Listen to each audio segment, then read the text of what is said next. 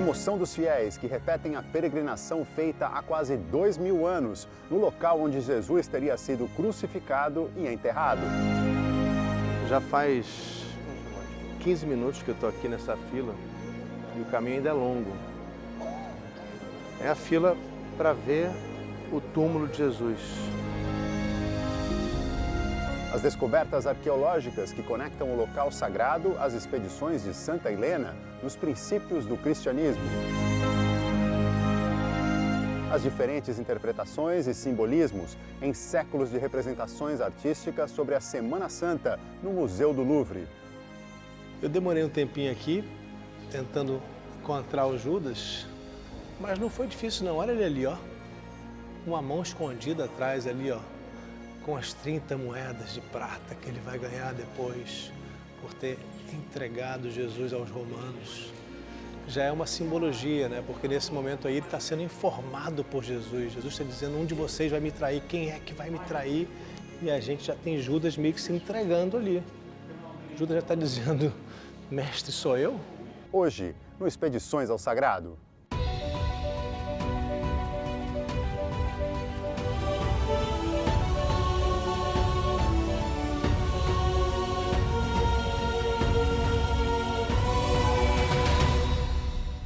Olá, eu sou o Sérgio Patrick e esse é o Expedições ao Sagrado. O nosso programa é uma parceria entre a TV Aparecida e o projeto Jornada Infinita.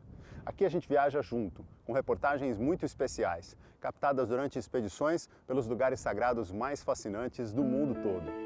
Semana passada, a gente foi até o lindo castelo de Fontainebleau, na França, onde Napoleão manteve um papa como refém depois de um sequestro. A gente também conheceu os mais de 3 séculos da Igreja, que é testemunha da história política e econômica dos Estados Unidos. E hoje a gente segue viajando. Hoje o nosso especial de Páscoa vai ter paradas muito especiais em Jerusalém, em Paris e no Mar da Galileia. E aí, malas prontas? Sejam muito bem-vindos. Esse é o Expedições ao Sagrado.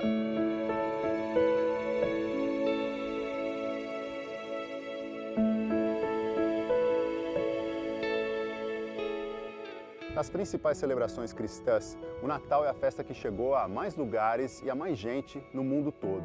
E isso por causa da influência cultural, principalmente no século XIX e dos Estados Unidos, com filmes e músicas. Muitas pessoas que não seguem o cristianismo acabam fazendo algum tipo de celebração ou seguem alguma tradição de Natal.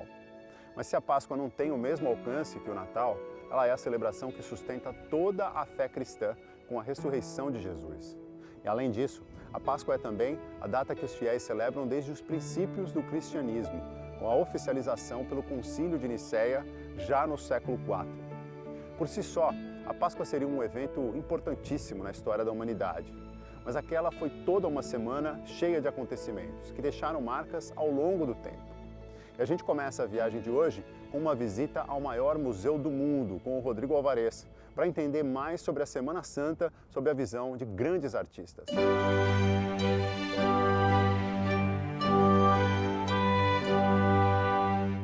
Bom, a gente vai começar essa nossa incursão ao Museu do Louvre para entender a Semana Santa pela última ceia, que aconteceu provavelmente numa quinta-feira, que era o jantar do Seder, a celebração cerimonial pascal.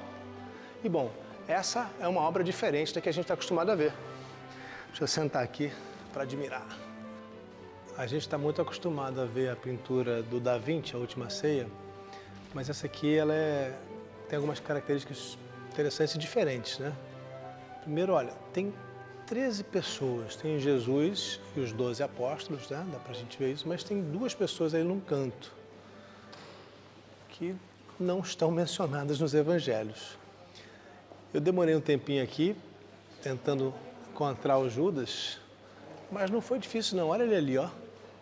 Uma mão escondida atrás ali, ó, com as 30 moedas de prata que ele vai ganhar depois por ter entregado Jesus aos romanos. Já é uma simbologia, né? Porque nesse momento aí ele está sendo informado por Jesus. Jesus está dizendo, um de vocês vai me trair, quem é que vai me trair? E a gente já tem Judas meio que se entregando ali. Judas já está dizendo, mestre, sou eu? E ele aparentemente sabe, porque o pintor está sugerindo isso. Olha lá o saquinho lá, saquinho de moedas, é Judas já ciente do que vai fazer, ou seja, um crime premeditado, segundo esse pintor, porque a gente sabe que tem diversas versões para isso, mas mesmo nos diferentes livros, mesmo se a gente leva em conta os gnósticos que têm o Evangelho de Judas, ele sempre é apontado como traidor. E a intenção dele, aparentemente, é ganhar dinheiro. E ele teria sido enterrado no Akeldama, o campo de sangue que existe até hoje em Jerusalém. Bom, existe um lugar chamado Akeldama, se é o mesmo, a gente não sabe, né? E olha, gente, um detalhe que eu queria mostrar também. Vamos ali. Não tem cordeiro na mesa. Muitas santas ceias, né, muitas últimas ceias, tem um cordeiro aqui em cima da mesa. Nessa não. É sempre uma dúvida, eu acho que todo pintor deve ter, que é, coloco ou não coloco o cordeiro na mesa? Porque se o cordeiro é ele próprio, Jesus, que Jesus substitui o sacrifício que era feito no templo, lembrando, gente, que o sacrifício vem lá dos cananeus, vem do tempo de Abraão ainda, a ideia de sacrificar animais para agradar a Deus. E quando Jesus é crucificado, esse sacrifício para de existir, pelo menos para aqueles que seguem Jesus, que futuramente vão ser chamados de cristãos. O sacrifício é do próprio Jesus. E aí não tem mais cordeiro na mesa. O cordeiro está sentado à mesa. É ele que vai ser sacrificado para salvar os pecados da humanidade inteira ao mesmo tempo. E é isso que esse quadro está nos dizendo. E aí é o seguinte, tem só Judas não, porque olha só, olha a cara desse discípulo aqui como quem pergunta, sou eu, mestre? Será que sou eu que vou te trair? Eu acho que ele está pensando isso, mas a gente sabe que não, porque olha aqui, ó. Aqui é a prova do crime. Fiquei aqui pensando quem são aqueles cidadãos ali, ó. Porque eles não estão com uma cara muito boa não, viu? Tem um deles ali que eu não queria encontrar pela frente, não. Isso aí para ser sicário, aqueles que andavam com faca matando, para ser traíra também, quem sabe tomando comunados com Judas. Escreve aí, comenta aí, vamos ver se você me responde se alguém já fez essa ilação, porque não dá para saber o que está na cabeça do pintor. Tem muitas vezes que a gente vê crítica de obra de arte, porque é isso. Tem certeza mesmo que o pintor estava pensando isso? Ele disse isso para você, escreveu em algum lugar? Não, então não sei, a gente pode imaginar que sejam serventes, né, atendendo ali, que não tinha na última ceia, não era um encontro com pessoas para trabalhar para eles, eles estavam num momento difícil, Jesus quase a ponto de ser condenado, como é que vai ter servente? Foi no segundo andar de uma casa que eles arrumaram às pressas. Foi um jantar improvisado, é um jantar de Páscoa, mas é um jantar improvisado. Tem o pão sem fermento em cima da mesa, como era a tradição. Não pode ser um pão fermentado, então a gente tem que imaginar um pão mais fininho, não cresce tanto. E ali o vinho, que vai para sempre simbolizar o sangue de Jesus e o corpo de Jesus. Dependendo se você é protestante, evangélico, católico, com significados diferentes, a gente sabe disso. Mas está aí, lindo quadro.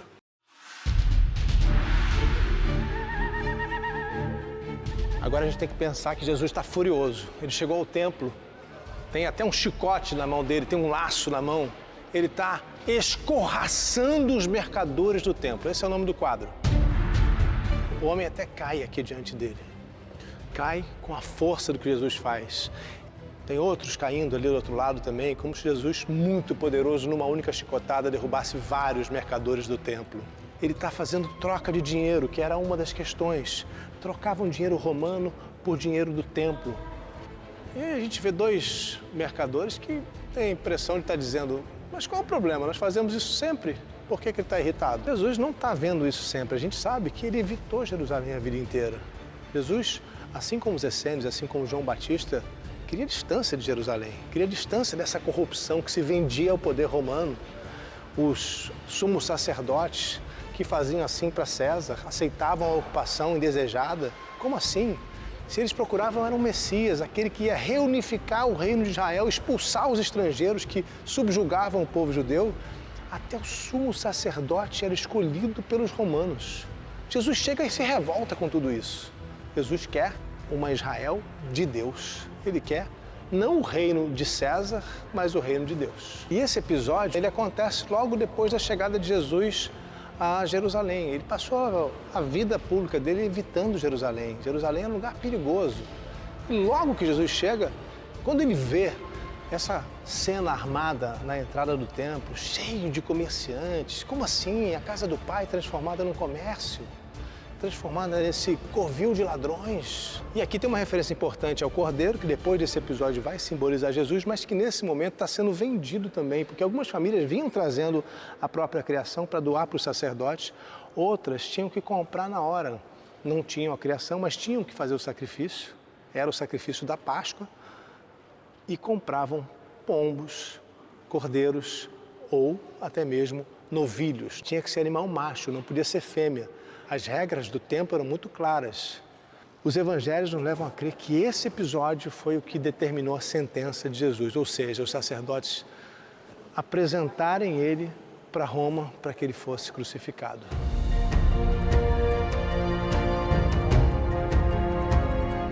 E eu vejo aqui também uma referência à profecia de Isaías, Isaías 1:2, quando ele diz: "E o boi conheceu o seu dono, e o jumento reconheceu a manjedoura de seu mestre." Isaías vai estar em tudo o que vai ser interpretado sobre Jesus depois. O profeta que falava da vinda do Messias. E olha que interessante aqui, ó. O pombo macho sendo vendido, uma tradição do templo, e lá em cima a pomba que representa o Espírito Santo. Olha só esse Pilatos no quadro de Ian Cossier, 1671. Pilatos não parece um governador romano, parece? Esse Pilatos aqui provavelmente é otomano. A gente vive um período em que o Império Otomano domina meio mundo. E a gente tem aqui talvez um califa, que poderia ser um árabe, mas eu vejo aqui muito mais um otomano assumindo, né, a forma de Pilatos. É um simbolismo muito grande, porque o enfrentamento do cristianismo passou a ser com o Islã, nesse período muito ruim durante a Idade Média. Hoje, claro, isso melhorou muito, a meu ver, é uma questão do passado.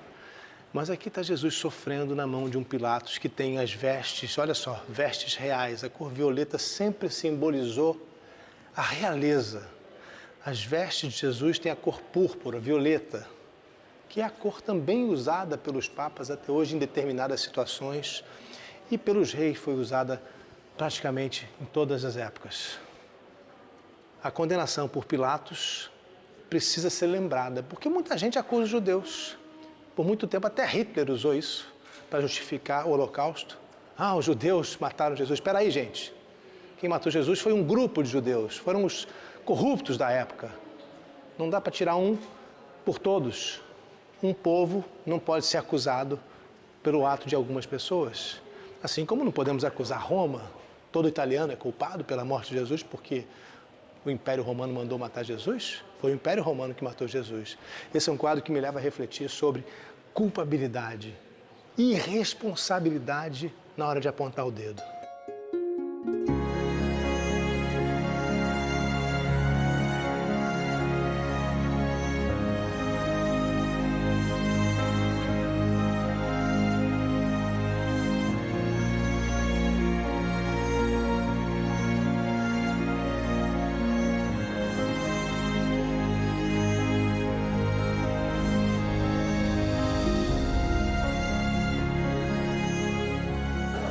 E a nossa Semana Santa no Louvre continua agora com a crucificação de Jesus. Eu escolhi esse quadro aqui, do Andrea di Bartolo, também conhecido como Solário. É um quadro de 1503, interessante, que não é sobre tela, tá? Isso aqui é uma madeira, ele pintou em cima de madeira. Mas olha só quanto simbolismo tem aqui, né? Bom, primeiro Jesus ainda está no momento da crucificação, a lança apontada para ele ainda não foi usada, porque ele não está machucado no tórax, como a gente vai ver mais tarde, como vai acontecer depois.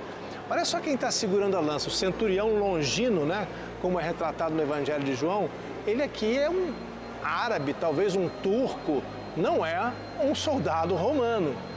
Gente, 1503, quando esse quadro foi feito, ainda estava muito recente toda a guerra que foi, todas as batalhas que aconteceram entre cristãos e muçulmanos durante as cruzadas. Chegou um momento que os turcos, os mamelucos, que tinham muitos turcos entre eles, conquistaram Jerusalém ao custo de muito sangue cristão. Milhares e milhares de pessoas morreram dos dois lados. Então esse simbolismo aqui não é por acaso. Era um momento de enfrentamento do Islã e do cristianismo ainda muito recente, muito forte. Aqui embaixo, o crânio. Tinha o Monte do Crânio, também conhecido como Monte da Caveira, que a gente depois veio a conhecer como Calvário, que é onde Jesus foi crucificado. Mas que Calvário é esse?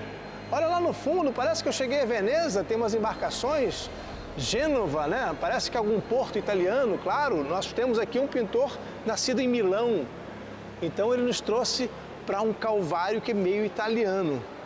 Bom, tudo bem, o cristianismo foi para Roma mesmo. Olha aqui, ó, centurião, disputando aqui, ele botou dados, tirar a sorte para saber quem vai ficar com as roupas de Jesus, as roupas sagradas de Jesus. E aqui do lado, gente, olha só que bonita a cena, Maria já desmaiada ou desmaiando, vendo o filho sendo crucificado, um momento que certamente para a mãe é o pior de toda a história, o momento mais difícil para Maria, muito bonito. Se a gente destacasse aqui do quadro só esse pedacinho, como é bonito esse pedaço. Tem umas partes meio curiosas, Olha só, essa vestimenta colocada nessa pessoa aqui, parece um bobo da corte, parece uma roupa de um palhaço, uma mulher, até uma palhaça nesse caso, Eu gostei de ter parado aqui, porque a gente vê vários retratos da crucificação de Jesus, várias interpretações, e essa é uma muito diferente. Vamos continuar nossa caminhada pela Semana Santa? Disse que tinha um monte de quadros sobre crucificação, tem vários. E ali, ó, São Sebastião crivado, nublai minha visão. Eu gosto muito dessa pintura aqui. Primeiro que ela tem um aspecto sombrio a princípio, mas quando a gente analisa, a gente vê que Jesus está cercado de anjos. É o momento logo depois que o corpo dele foi retirado da cruz. Lembrando, José de Arimateia foi pedir a Pôncio Pilatos uma exceção, porque o crucificado não podia sair da cruz. Arimateia conseguiu, junto com Nicodemos, tirou o corpo de Jesus para dar a ele um enterro digno. Ele foi colocado numa pedra, em cima aqui a gente vê, o pano, o Santo Sudário. Essa pedra, gente, tem hoje, lá no Santo Sepulcro, na Basílica em Jerusalém, aqui seria exatamente essa pedra ainda preservada lá. E eu já tive muitas vezes lá, é um momento que emociona todo mundo, que as pessoas querem tocar na pedra, porque o corpo de Jesus esteve lá. E o quadro do Quentin Varrin, um pintor parisiense, mostra um momento depois. A gente imagina que José de Arimateia já saiu, Nicodemos já saiu, provavelmente outros discípulos estavam ali também. Agora a gente vê anjos cuidando do corpo de Jesus. Tem até uma cena delicada, uma moça, não dá para afirmar que ela é um anjo também, não dá para ter certeza, limpando as feridas de Jesus, logo depois que ele foi tirado da cruz. Isso nos leva agora para a continuação, que é o sepultamento de fato de Jesus, A gente vai agora mostrar o que aconteceu depois.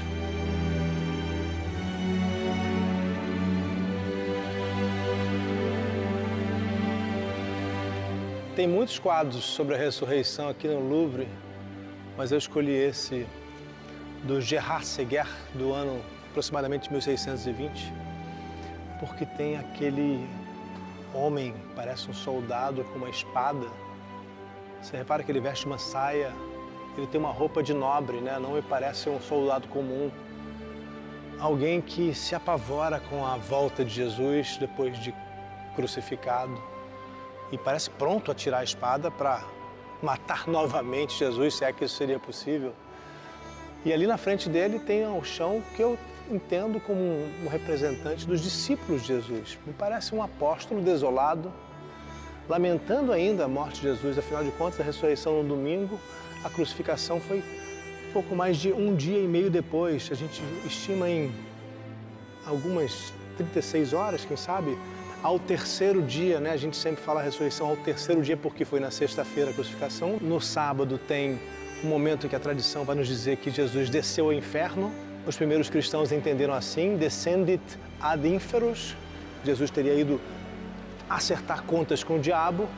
E nesse domingo, né, que é o terceiro dia, né, é o domingo, a ressurreição. Mas não chegou a ser um período de 3 dias, foi pouco mais de 1 dia e meio. E também chama a atenção aqui a ausência de Maria Madalena, que é a primeira testemunha da ressurreição.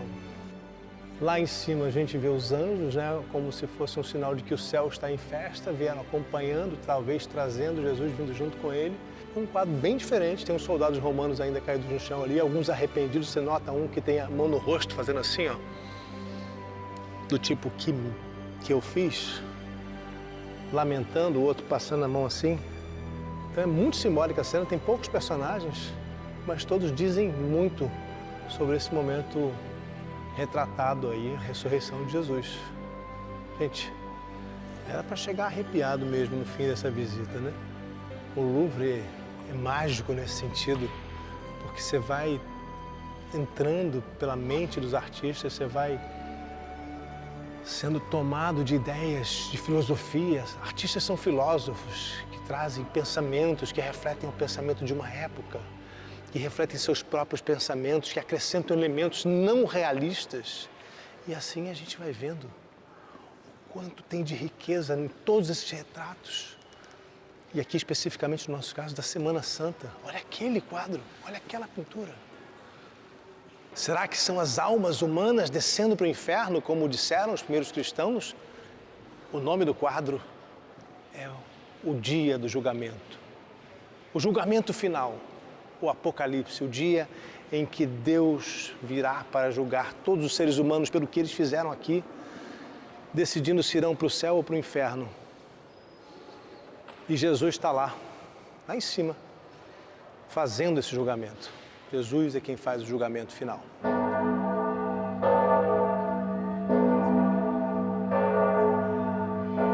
É incrível, né?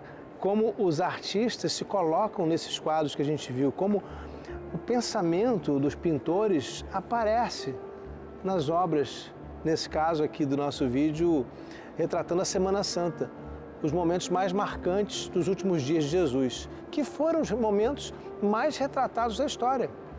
E aí a importância também da gente estar aqui no Louvre para contar uma história que eu posso contar e tenho contado também em Israel, em Jerusalém, em outros lugares da Terra Santa. Porque uma coisa é o que está nos evangelhos, que é o que nos é contado, e outra coisa é como a humanidade foi interpretando e reinterpretando os acontecimentos da Semana Santa.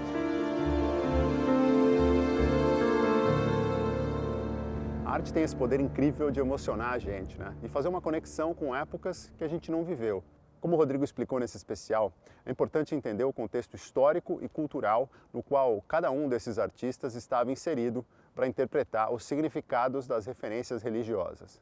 Mas muitas vezes, tudo que a gente precisa é admirar essa capacidade incrível de pintores que foram capazes de criar as imagens para as histórias que a gente conhece muito bem, mas não viveu.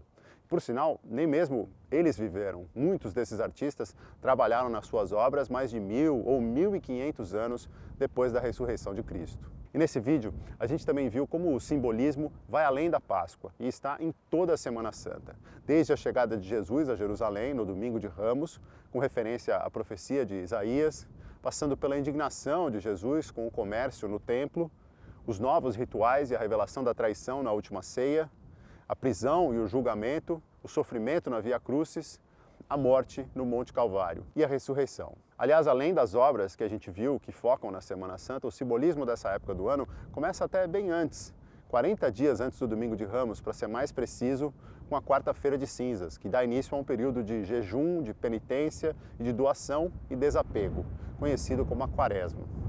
Em instantes a gente vai à Terra Santa e você vai ver a emoção dos fiéis na visita ao túmulo vazio de Jesus. O Expedições ao Sagrado volta já. Papo de domingo, sempre às 3 da tarde, para falar sempre de um tema incrível sobre religião aqui no YouTube do Jornada. Estamos de volta com Expedições ao Sagrado. Daqui a pouco você vai ver a incrível Basílica do Santo Sepulcro, um lugar de peregrinação cristã há séculos. Agora a gente segue viagem, saindo de Paris, na França, e já chegando à Terra Santa. O equinócio da primavera é um dos 2 dias do ano nos quais a duração dos dias é exatamente igual à duração das noites. O equinócio marca uma mudança de estação, seja do inverno para a primavera ou do verão para o outono. Na antiguidade, O equinócio da primavera era uma celebração de fertilidade, uma referência ao fim do período frio no hemisfério norte. No clima tropical do Brasil, às vezes é difícil a gente entender o que essa época do ano significa para quem mora nos lugares mais frios do mundo. Mas o aumento da temperatura, os dias mais longos e a luz do sol, tudo isso tem um impacto profundo, um significado muito grande de renovação. Imagina só como era passar por esse inverno rigoroso, sem um aquecimento nas casas e sem uma forma apropriada para estocar os alimentos. Muitos historiadores acreditam que a palavra Easter, que significa Páscoa em inglês, vem de Eostre, que é a deusa anglo-saxã da fertilidade e da primavera, que era adorada em festivais pagãos da antiguidade.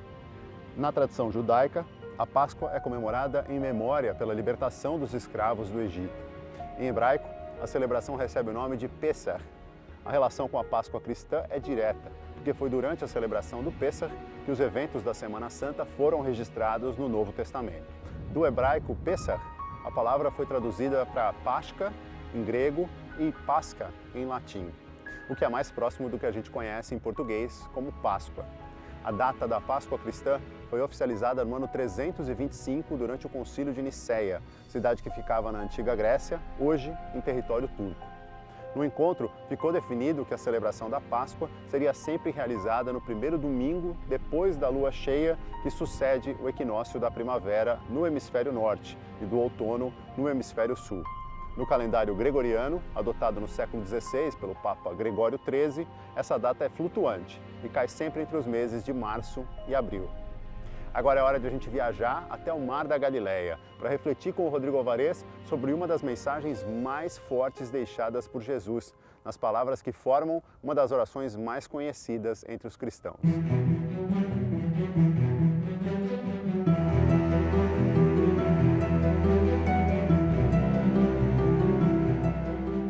Se a gente pode sentir um lugar onde Jesus esteve muito à vontade, é aqui. Quando Jesus começa o ministério dele, quando ele finalmente se sente pronto para sair em pregação, ele vem para cá. Então quase tudo o que a gente vai ouvir de Jesus vai ser nesse lugar aqui. Vocês foram hoje ao lugar do famoso, do conhecido Sermão da Montanha. E eu queria até explicar um pouquinho para vocês, porque tem uma coisa que atrapalha às vezes a gente, que é a quantidade de vezes que a gente ouve um mesmo texto. A gente para de ser capaz de entender aquele texto. E a gente ouve o Pai Nosso desde que a gente nasceu, e a gente raramente reflete sobre o que ele significa e raramente entende o que ele significa.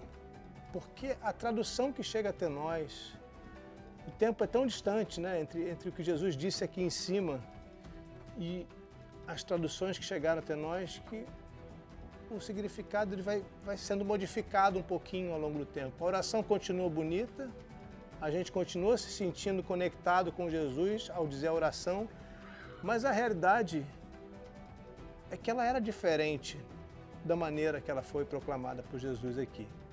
Eu fiz essa tradução, eu trouxe aqui para vocês lerem, quando eu fui escrever o livro.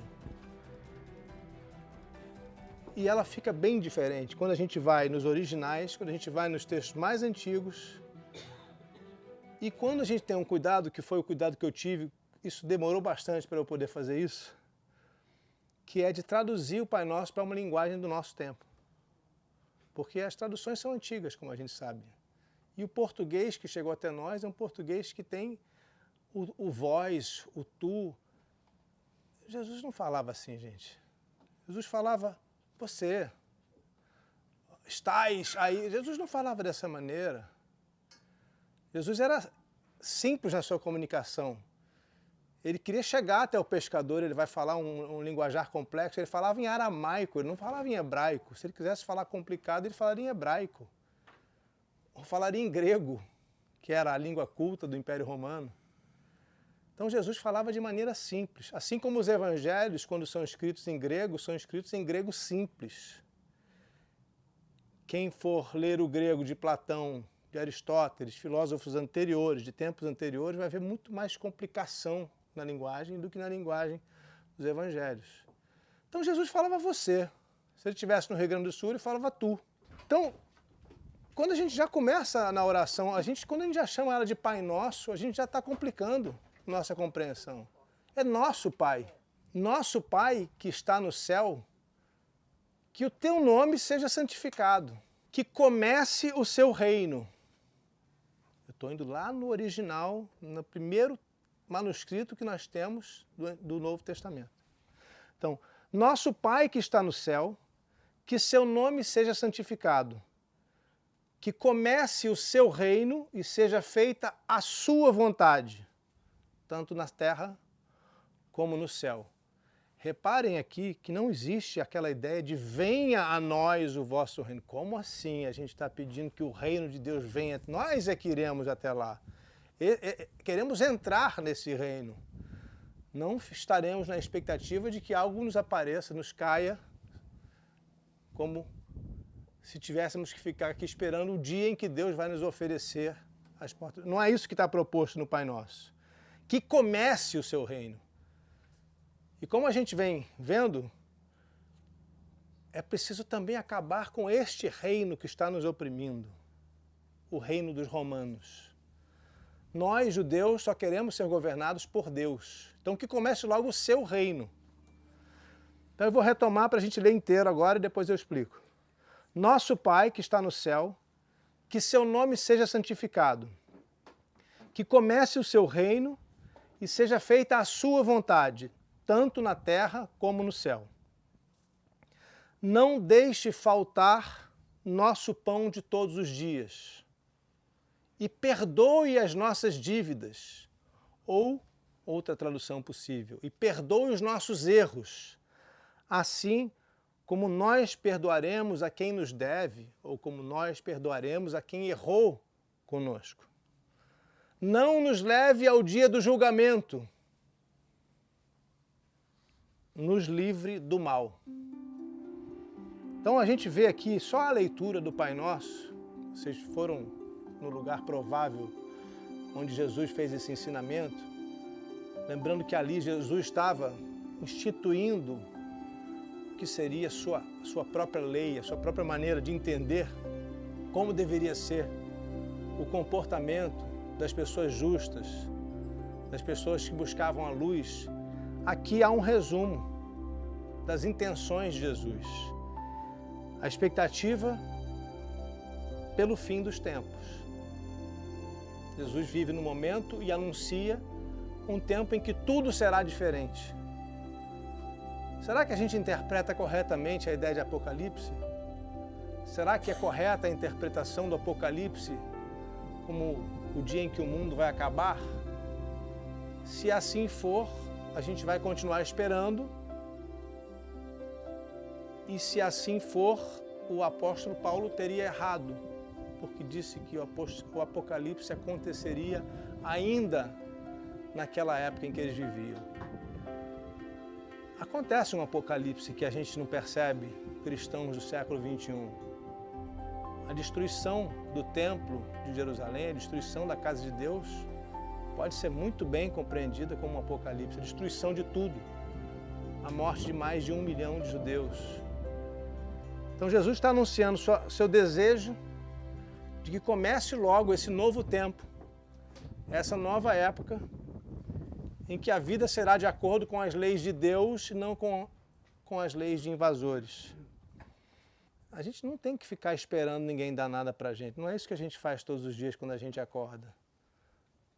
Mas a gente não quer que falte o pão. O pedido para Deus é: não deixe faltar nosso pão de todos os dias. Não é eu vou ficar na minha casa esperando o dia que Deus vai me mandar o pão, ou que Ele me mande o pão na porta todo dia, como se fosse alguém a me entregar o pão na porta de casa. Não. Jesus não está sugerindo que ninguém faça nada e fique esperando que o reino venha até nós e que o pão também chegue até a nossa casa. Ele não está sugerindo isso. Que linda essa explicação do Rodrigo sobre o Pai Nosso, né? Além da linguagem, é muito importante a gente entender o significado da oração. Assim, o ato se torna muito mais do que a repetição de palavras conhecidas e passa a ser uma verdadeira reflexão. O Pai Nosso está nos evangelhos de Mateus e de Lucas, no Novo Testamento, em passagens referentes ao Sermão da Montanha de Jesus. Daqui a pouco, uma viagem emocionante pela história do cristianismo no local visitado por peregrinos há séculos, como palco dos acontecimentos que mudaram a história da humanidade. O Expedições ao Sagrado volta já. Se você quiser conhecer meu curso Jesus, a Luz da História, é só você entrar no rodrigoalvarez.site. Em diferentes momentos da história, humanos se aventuraram em busca de informações que pudessem esclarecer mistérios sobre o nosso passado, ou que pudessem deixar mais próximos lugares e objetos que tiveram muita importância histórica.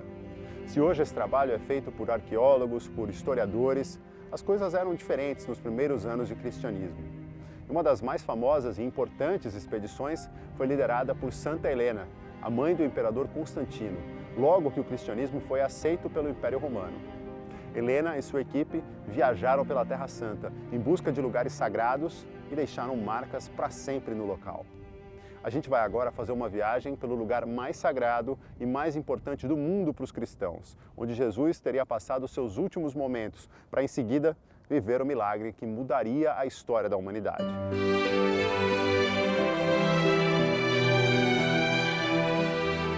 Já faz 15 minutos que eu estou aqui nessa fila e o caminho ainda é longo. É a fila para ver o túmulo de Jesus.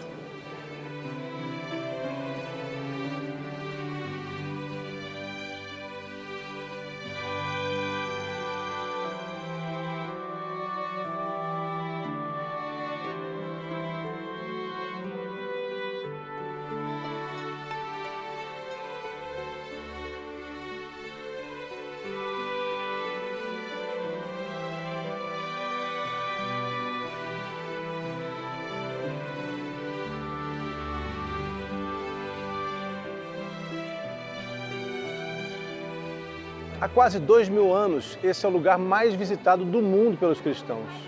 E não é por acaso, gente. Aqui, a tradição nos diz que Jesus foi crucificado e sepultado.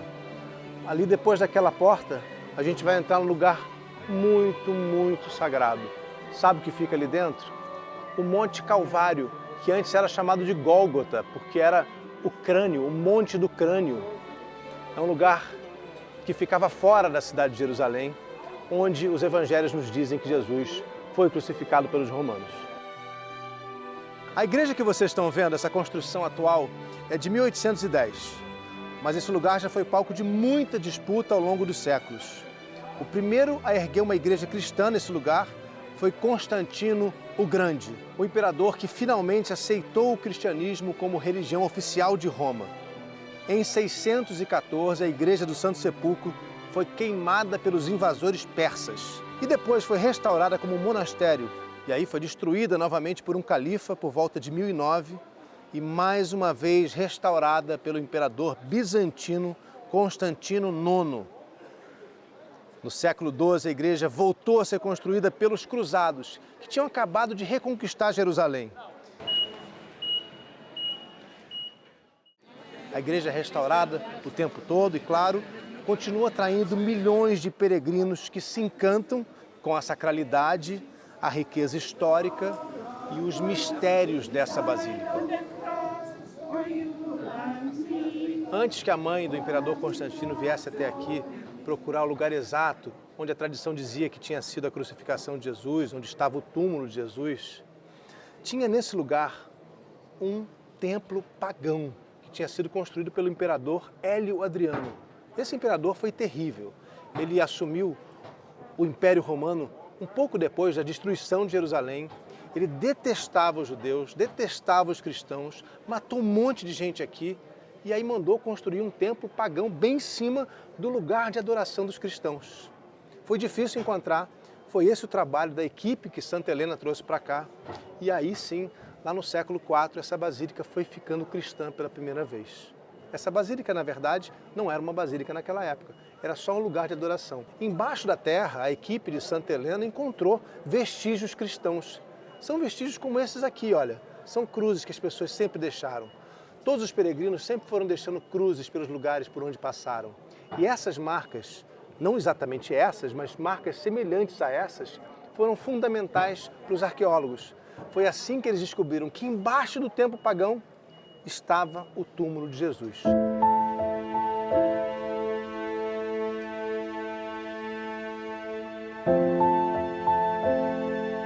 Eu quero convidar vocês a entrar junto comigo nesse lugar tão emocionante, tão impactante, que toda vez que eu venho aqui me faz ficar arrepiado. Vamos lá.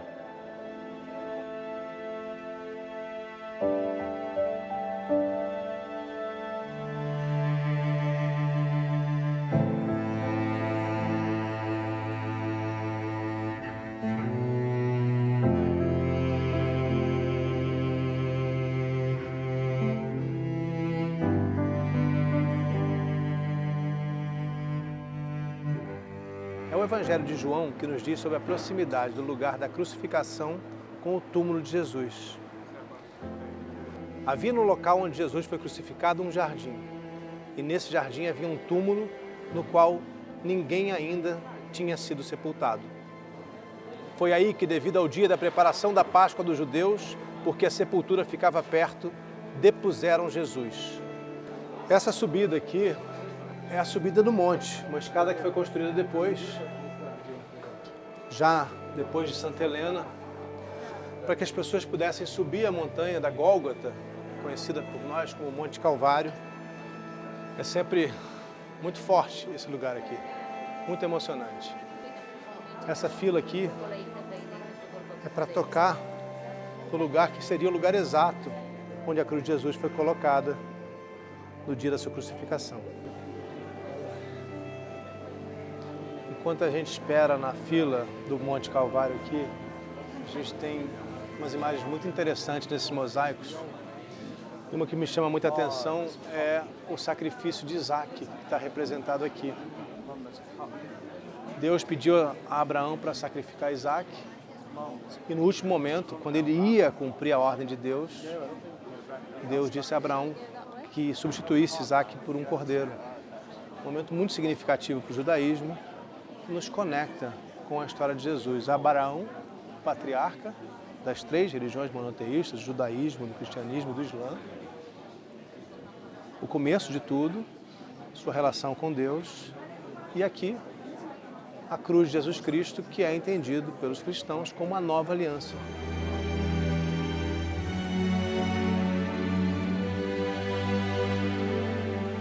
As pessoas querem passar o paninho nos lugares sagrados, é muito comum isso aqui.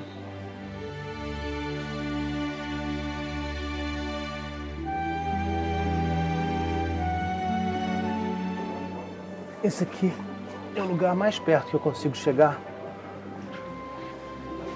E aqui eu toco a pedra.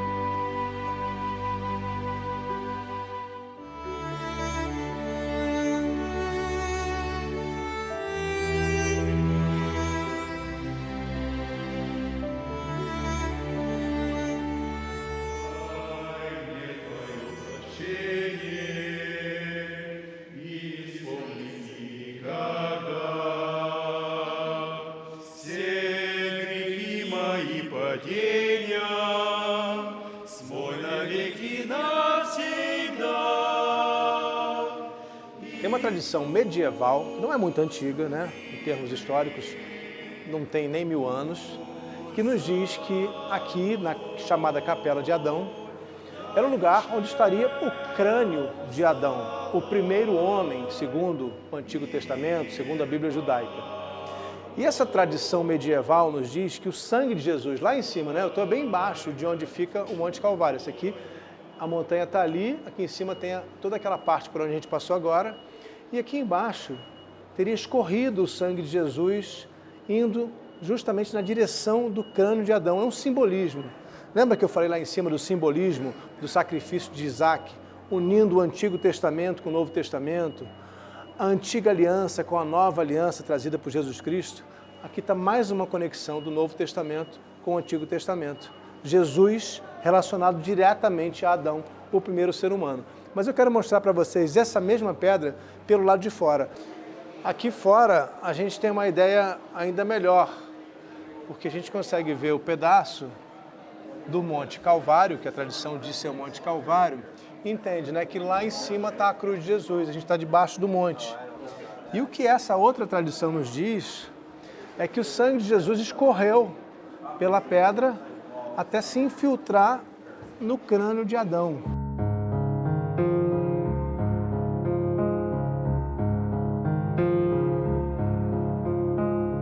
É na descida do Monte Calvário, bem aqui na entrada da igreja, que fica a Pedra da Unção.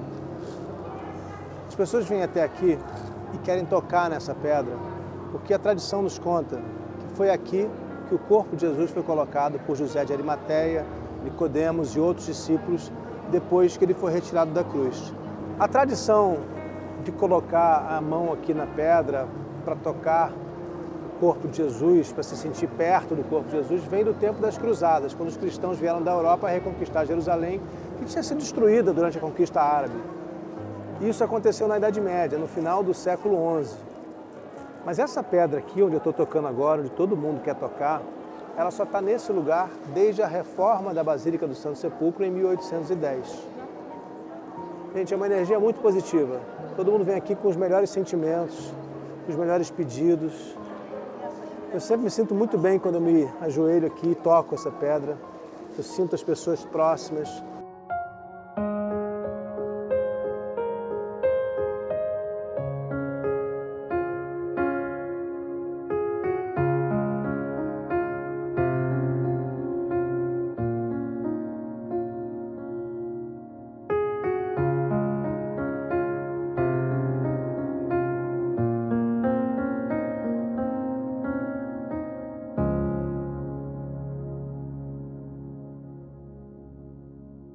Em 2016, a edícula, que é essa estrutura que envolve o túmulo de Jesus, passou por uma grande reforma muito grande mesmo, maior, inclusive, do que essa que está acontecendo agora. Olha, nesse instante eles estão restaurando também a Basílica do Santo Sepulcro. Mas em 2016 eles tiveram a oportunidade de fazer algo raro, que foi abrir o túmulo de Jesus depois de centenas e centenas de anos.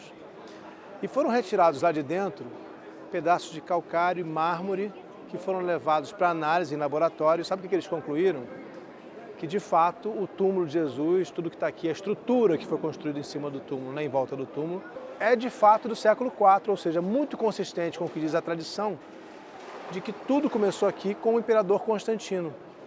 E, claro, isso não quer dizer que o túmulo de Jesus é do século IV, isso quer dizer que o que foi construído no local é do século IV. Gente, tem que imaginar aqui um jardim. O túmulo naquela época ficava dentro de um jardim. Não tinha tanta gente assim, não tinha estrutura nenhuma. Isso foi sendo construído.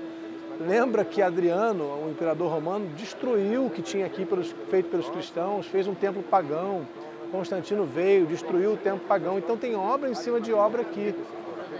E aí, é difícil hoje imaginar um jardim, mas era um jardim. Está na descrição do Evangelho de João. O barulho que vocês estão ouvindo é o tempo todo a reforma. Mas é muito importante, porque esses lugares precisam ser mantidos e a cada tempo, de tempos em tempos, são feitas reformas, restaurações. Ali dentro, gente, é a entrada, né, para onde a gente pode ver e chegar muito perto e até tocar o túmulo de Jesus. Eu vou ali daqui a pouco. Olha, quem cuida aqui do Santo Sepulcro são os gregos, eles não são nada delicados, nada delicados. A gente tem que estar sempre atento aqui porque, infelizmente, os padres que cuidam do túmulo de Jesus não são gentis. Eu já vi eles empurrando muita gente aqui. É triste, mas é a realidade. As pessoas estão na fila querendo ver o túmulo de Jesus, e aí vem um padre ortodoxo grego. Deveria ser uma pessoa que está pregando amor aqui, está empurrando a gente.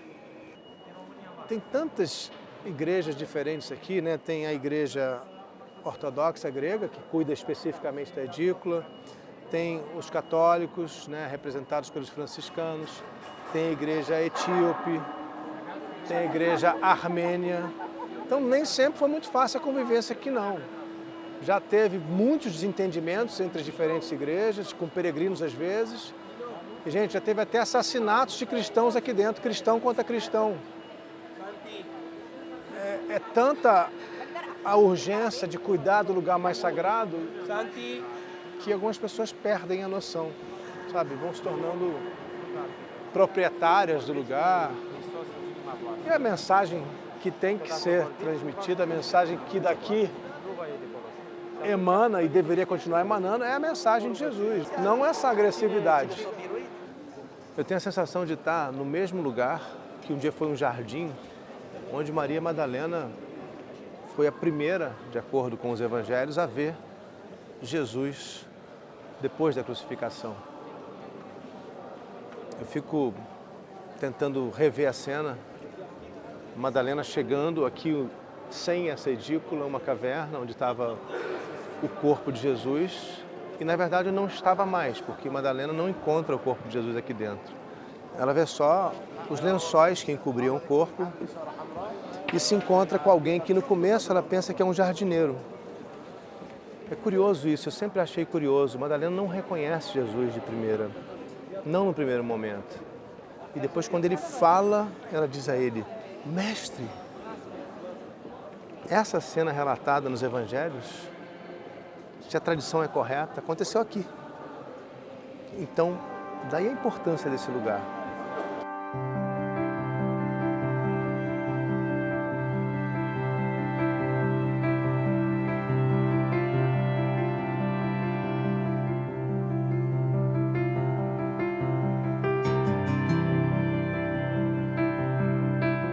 O corpo de Jesus já não está mais na sepultura. Poderia ter sido o fim de uma história, mas foi só o começo.